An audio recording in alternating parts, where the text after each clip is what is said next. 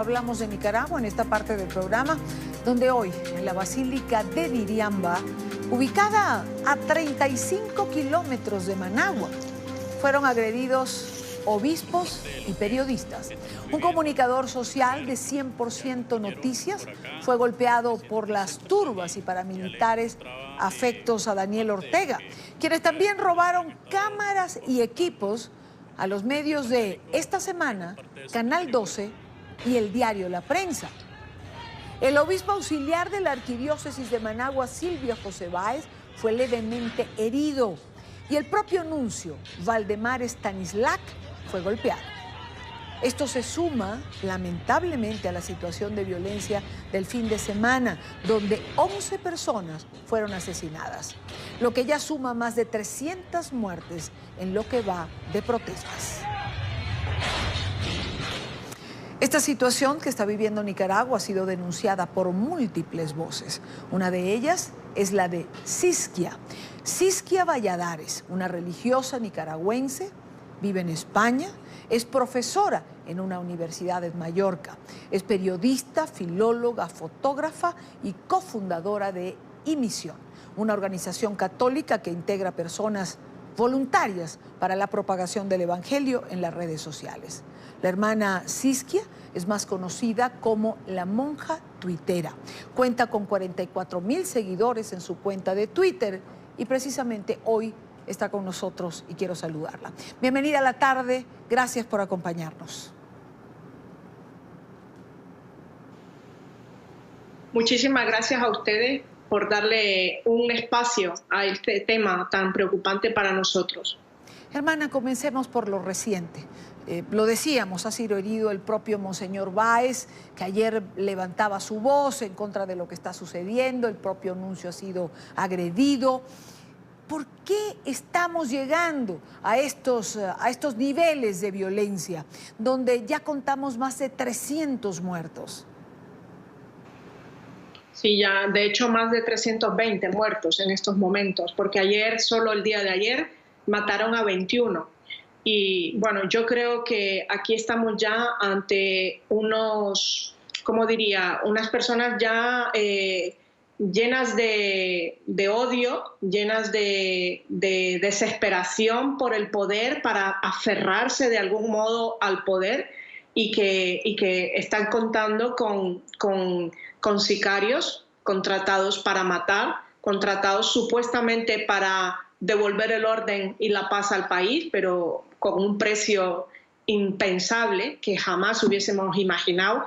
La agresión de hoy es gravísima, gravísima porque el nuncio es el representante del Papa para Nicaragua. De hecho, presentó sus credenciales al presidente de Nicaragua hace nada, cuando llegó, y significa que de algún modo es un ataque al propio Vaticano. Esto es una situación muy grave. Y luego Monseñor Silvio Báez y Monseñor Mántica, por ejemplo, pues son personas que están haciendo un servicio de mediación en la mesa de diálogo que estaba constituida, que está ahora en interrogante qué va a pasar, porque ayer Monseñor Silvio decía que no sabíamos si se podía continuar después de las palabras de Ortega el sábado pasado, en que declaraba que no iba a irse, que él no iba a adelantar elecciones. Así que esta situación está agravándose con lo que acaba de suceder y ahora el interrogante es ¿qué es lo que puede pasar? Para mí, en mi opinión, esto es desacelerar el final. O sea, me parece muy poco inteligente por parte del gobierno haber hecho este ataque. Pero, bueno, vamos a ver cuánto tiempo más va a durar y qué escalada de violencia más tenemos que ver. Bueno, es difícil imaginarse más violencia de lo que estamos viendo, pero evidentemente puede pasar. Hay quien habla de una guerra civil y uno se pregunta, bueno, ¿no es ya guerra civil lo que se tiene, hermana? Bueno, yo creo que se puede hablar de guerra civil cuando hay dos bandos armados en igualdad de condiciones, pero es que en este caso la gente, la sociedad civil que está siendo atacada no tiene armas, no cuenta con armas. Lo único que cuenta es con barricadas para protegerse, para no dejar pasar las camionetas de la muerte y algún mortero que ya ves eso, que puede matar o que puede hacer, ¿no? De hecho, no tienen bajas. Creo que en todos estos 85 días de parte del gobierno solamente ha muerto un policía. Entonces, yo creo que hay una desigualdad de condiciones que nos impide hablar de guerra civil y tenemos que hablar de una represión letal, que es como la ha llamado la Comisión Interamericana de Derechos Humanos. Es una represión salvaje que ha llevado a una matanza hasta de niños de 15 meses, de niños de 3 años, 25 menores de 17 años y que además ha supuesto, por ejemplo, torturar a gente que simplemente había dado una taza de café a los muchachos que estaban cuidando las barricadas. O sea, es algo inaudito, increíble, que además no se había visto nunca en la historia de Nicaragua, porque cuando sucedió la guerra para echar a Sandín, a Somoza, que sí fue una guerra civil porque había 2 bandos, al menos en ese momento Somoza no hizo esto de ir contra inocentes que ni siquiera pueden defenderse. No recuerdo, porque yo tenía 11 años, y no recuerdo la represión hacia personas que no estuvieran participando con las armas contra ese gobierno de aquel momento. En cambio, ahora sí, ahora cualquier persona que esté en un mal lugar puede acabar o bien torturado, o bien asesinado, o bien en una cárcel o simplemente desaparecer. Esto es muy, muy fuerte. Claro. Hermana, ¿tanto enferma el poder que una vez obtenido no se puede dejar?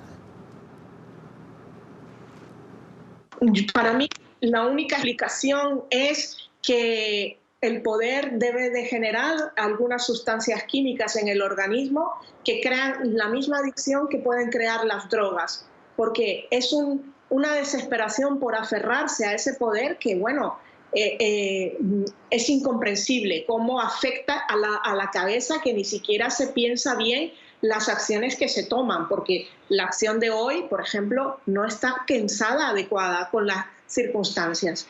Entonces, para mí no hay otra explicación para poder llegar a esto de asesinar a todo un montón de personas inocentes, porque, a ver, ¿qué es lo que han podido hacer? El gran delito que han podido hacer es protestar porque no quieren que continúe. Es coaccionar totalmente la libertad de expresión, es violar todos los derechos humanos básicos, y eso, llegar hasta ahí, es más propio de dictadores. Los dictadores son esas personas que se aferran a una perpetuidad en el poder que, en mi opinión, solamente tiene una explicación entendiendo el poder como una droga, ¿no?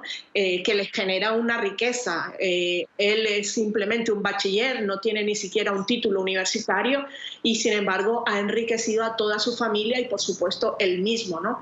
Y su mujer y todos los hijos de la mujer y los hijos suyos. Hermana, hoy ha sido agredido el propio nuncio Valdemar Stanislav, es decir, un embajador. Es el representante del Vaticano.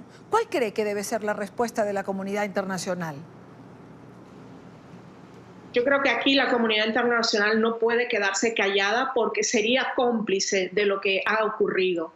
Para empezar, creo que el Papa deberá pronunciarse muy fuertemente, porque es su representante.